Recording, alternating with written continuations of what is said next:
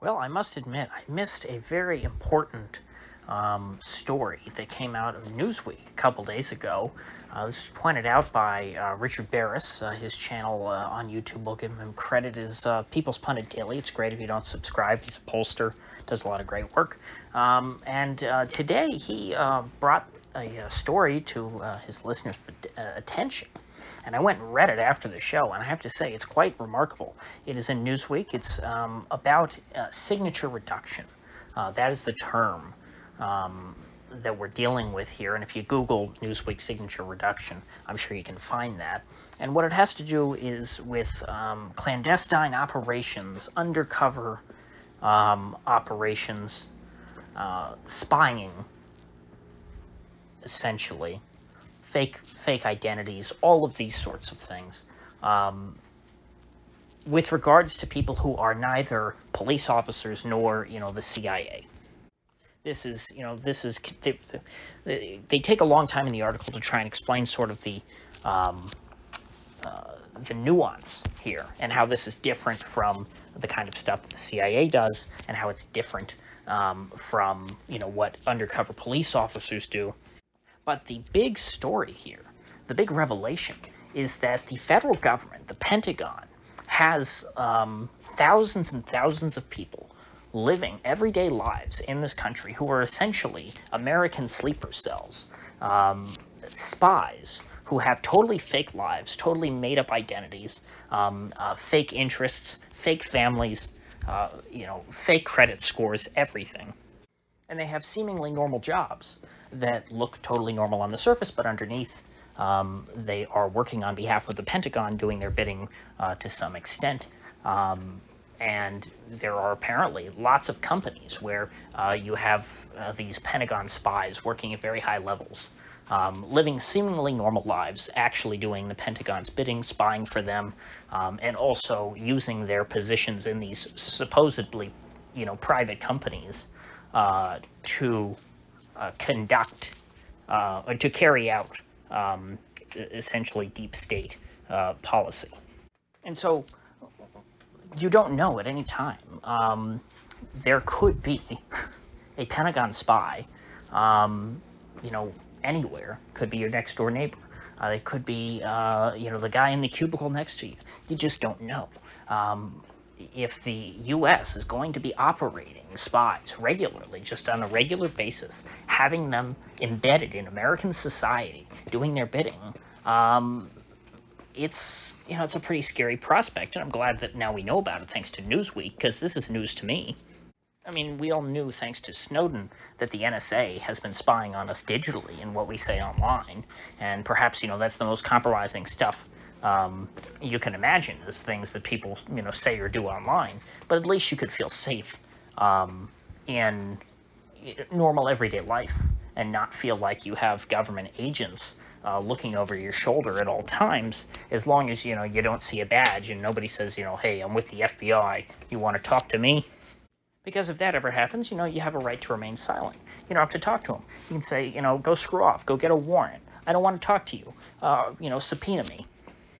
But if the Pentagon just has their little lemmings scattered all throughout American society, living as ordinary Americans doing ordinary things, then, we don't really know who we can trust or not. Now, based on what I read in this Newsweek article, and again, who knows to what extent this is true, it doesn't seem like they are using these people to, like the Stasi, to spy on Americans for the purposes of persecuting them, politically or otherwise.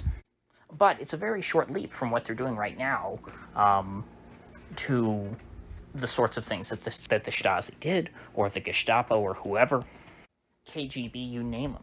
I mean, it used to be that was the difference between the U.S. and these other countries, supposedly. Between the free world and the unfree world was that the U.S. just spied on, the rest of the world, all these other countries, but they didn't spy on their own citizens. And, of course, that fiction was shattered thanks to Edward Snowden, but we still didn't think that the U.S. engaged in this old-school kind of spying, to where literally there were informants everywhere who were trying to find dissidents and turn them into the regime. And again, just to clarify, based on this Newsweek article, which is all I have to go on right now, because, apparently this is this seems like a pretty big scoop that they have. I've never heard of the term signature reduction. I don't, I'll try and do some more digging online and see if I can find anybody else who's written about this in the past. But I'm pretty sure this is all we know about the topic for now. And again, based on what they've written, it doesn't appear that these Pentagon agents who are scattered throughout American society are there necessarily to directly spy on Americans, but rather to assist other spies and to try and use their positions in the private sector to further broader Pentagon goals. So not necessarily to target individuals, but to they talk about like producing fake IDs or helping fudge credit records and things like that. So for example, there's probably a lot of Pentagon agents who work at these agencies that give people their credit scores, just as an example, because then they can help give credit scores to fake people, to fake identities that are associated with American spies.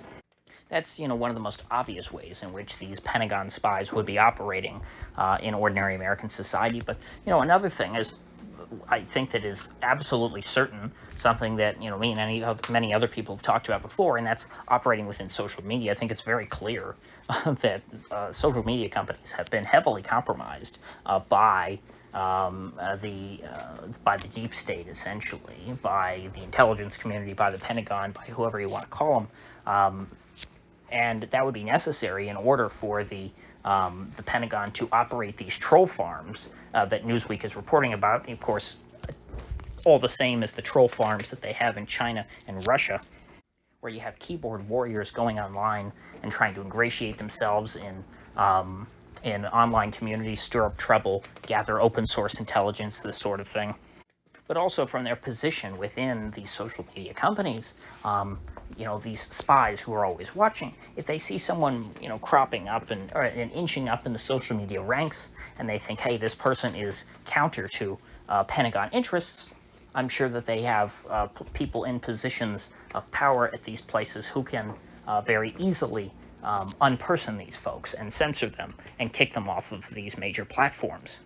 That's why it's so naive and I think disingenuous that some people, very few people, look at people being banned on social media and censored as, oh, well, this is just a private company choosing to freely, disassociate from people who they consider unsavory. I think it's been clear for a long time that that's not what it is. Early on, you could have made that argument to me, but the way in which it is done, the way in which the people who are always being censored are the ones who are going against whatever the mainstream neoliberal consensus narrative is. Those are the ones who seem to get censored, and almost nobody else. You can say things that are violent or unkind or mean on these platforms and get away with it so long as you're not doing it in such a way that undermines the mainstream narrative. That is what I've observed over the past few years. And so this, to me, is further evidence. This is evidence to further suggest my hypothesis that all of these companies, these communications companies, that's how you have to think of them, are heavily compromised by forces in Washington.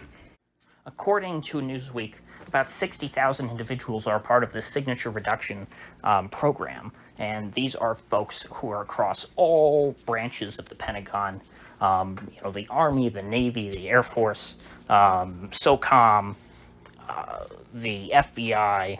I think some CIA people are included in this, but the CIA has their own way of doing things and their own proprietary methods. But again, there's so many situations in which, to which this program, could have implications. We don't know. We don't have enough information. It's just, to me, credit ratings agencies and social media were the first things that popped into my head, because of course that's deeply to do with identity. And again, not only concealing the identity of other spies, but suppressing and sort of unpersoning enemies of the state. That's, that seems like if I were running this program, that would be the first place that I would put people domestically. If I was setting up a bunch of domestic spies who I wanted to put into positions of power in the private sector, those would be the places I would target. And also in the credit ratings agencies, theoretically, they could also harm and do damage to people who are stepping out of line with the mainstream and who are seen as enemies of the state. They could try and harm their credit. A sort of de facto social credit score that, hey, you said something unkind about Israel on Facebook. Well, now you just lost 50 points in your credit score. So the moral of the story is we don't just have to worry about the FBI and the CIA. There are far more undercover, it's more than undercover, far more totally concealed and fake sleeper cells. That's what I think is the most appropriate term. Just like the old Soviet Union had, we were warned back in the 80s about the sleeper cells, the Soviet spies who were sent over here, who act and talk and, pretend to be normal Americans, but they're actually agents of the Soviet Union who are just trying to live undercover in our society and spy on us. Well, it turns out we know now, at least according to Newsweek, that our own government does the exact same thing to us. And apparently they do it a lot more to us than they do it to the rest of the world, because, again, according to Newsweek, the size of this signature reduction program is, the number of people is about 60,000 they estimate, and that's about 10 times more than the CIA's clandestine operations. Now, of course, not all of those 60,000, I don't think, are domestic, are based domestically. A lot of those are going to be other people around the world, operating sort of like the CIA, in these foreign countries, doing whatever it is their clandestine operations are. But a lot of those are, living amongst us here in America. And so it would only take 10% of that, or 6,000, to match the number of CIA agents who are out floating around spying on the rest of the world.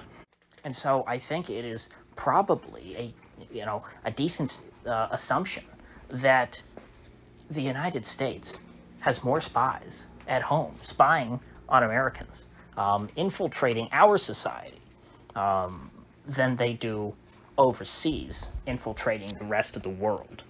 And so what message does that send to American citizens? To me, it would suggest that the regime in Washington is far more concerned about us here at home and fears us as much or more as they fear, the rest of the world.